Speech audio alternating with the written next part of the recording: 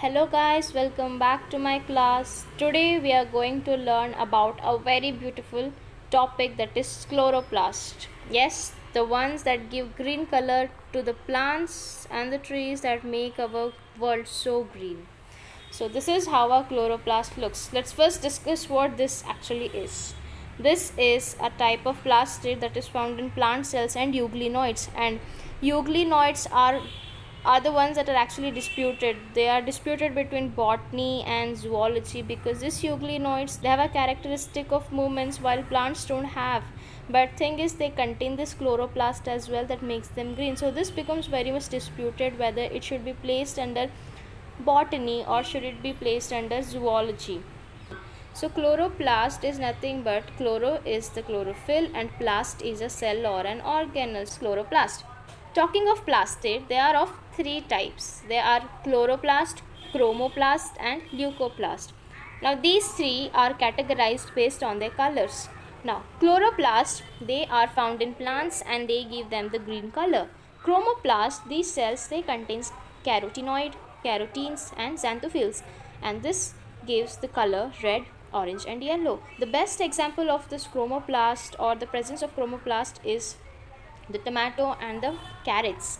Coming to leucoplast, leucoplast is simply, or it just leuco simply means it's white or colorless. So any cell in any animal body or a plant body which is white or colorless is termed as leucoplast. What we're going to learn here is the characteristics, the functions and also the significance it holds. First, coming to discovery, when did it happen and who named it as such as chloroplast? So when did it happen was, it happened way back in 1837 when a German botanist, Hugo von Mohl from Stuttgart, he discovered these small organelles, small cells inside the plants. So he just named them as discrete bodies. Talking about Hugo von Mohl, this botanist, he was the first person to use the word protoplasm. He was the first to study the nature of the plant cell structure and the physiology of higher plants. Also, he was the one who proposed that cells also divide, or the cell division occurs to form new cells. So discrete means anything that is distinguished, individual or that is separated. So when he was observing them under the microscope, these chloroplasts, he found them that they were actually distinguished. They looked quite distinct when he was observing them under the microscope. Thus he named them as discrete bodies. Now, how did this name chloroplast come? From where did it emerge? So this was given by the German botanist and a phytogeographer Andreas Franz Wilhelm. Now this Wilhelm is also known for the expeditions in the South Asia. So from there he studied most of the species of plants and many more species here. So in 1883 he named these discrete bodies as chloroplastids or chloroplastidans. From then on, these chloroplastids or discrete bodies were popularly known as chloroplasts. Talking about characteristics it withholds is, they are distinctly green due to chlorophyll. Yes, because chloroplast is made up of two words. That is, chloro means chlorophyll and plast means a cell. A cell that is green in color or that consists of chlorophyll. And that's the reason it gives green color to the plants. Talking about composition, it has cisternae, stroma, thylakoids and lumen that we'll be studying with the help of the diagram. Okay, now let's move to the diagram and let's study what are the characteristics. This is a beautiful diagram of chloroplast. Now, a chloroplast consists of these parts, that is the outer membrane, inner membrane, stroma, thylakoid, granum and lamella. The most important parts among these is the stroma, thylakoid and lumen.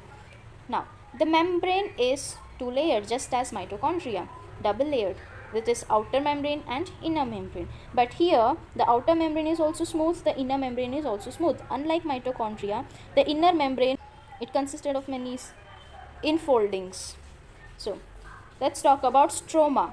Stroma is actually the inner space or the inner membrane of chloroplast. Among them are present the thylakoids. The ones that you see here, the ones that are stacked like coins, they all are thylakoids. They are present in the stroma, and stroma is the cavity inside, or you can say it's just a membrane. So on them, these thylakoids are standing and they are quite organized and they are flattened, just like stack of many coins all together. It looks just like them. Talking about lamellae. Now lamellae, these are flat tubules. Can you see these tubules? They all are flat tubes. They connect the thylakoids. Now many thylakoids are interconnected by this lamella. They're just thin tubules. They just connect each one of them for passage of the nutrients and all other stuff. And lumen.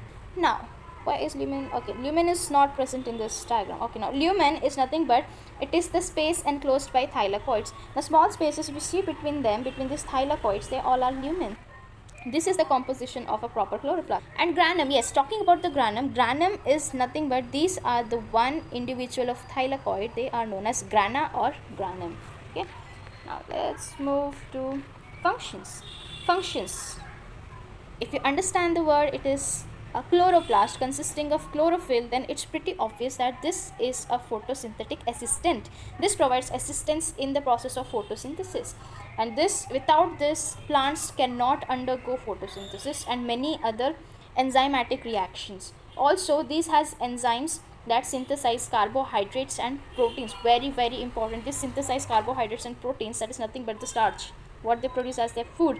And also, when we were talking about the types of plastids, we also learned that they impart colors. So chloroplast also, so the function of chloroplast is also that it imparts color to the plants, the green color, just as other leucoplast and this chromoplast. So these are the functions. One is it is a photosynthetic assistant, another one is it has enzymes that will synthesize the carbohydrates and proteins, another one is that it imparts color to the plants.